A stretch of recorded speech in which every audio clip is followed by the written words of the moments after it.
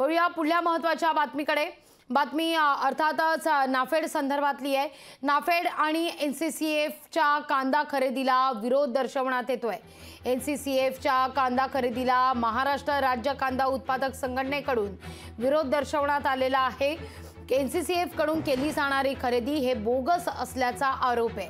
कांदा खरेदीमुळे ग्राहकांना दिलासा आहे, पण शेतकऱ्यांचं मात्र नुकसान झाल्याचं कळतंय। नाफेड आणि एनसीसीएफची 5 लाख टन कांदा खरेदीची घोषणा होती। नाफेड आणि एनसीसीएफ यांनी या दोन्ही संस्थांच्या माध्यमातून 5 लाख टन कांदा खरेदीचं उद्दिष्ट ठेवण्यात आलं आहे। या 5 लाख टन कांद्याच्या खरेदीतून सरकार बफर स्टॉक करणार आणि पुन्हा हा कांदा स्वस्त दरात बाजारात उतरून शेतकऱ्यांच्या कांद्याचे दर वाढणार।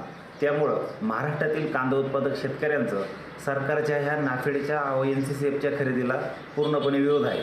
सरकारने नाफेड व एनसीसीएफच्या माध्यमातून कांदा खरेदी करण्यापेक्षा थेट कांद्याची निर्यातबंदी उठवावी व शेतकऱ्यांचा गेल्या 6 महिन्यापासून कांदा विक्रीतून निर्यातबंदीच्या कारणामुळे जे नुकसान होत आहे हे नुकसान थांबवण्याचं पाऊल उचलावा। लोकशाही मराठी ऐका, पहा, जागरूक रहा।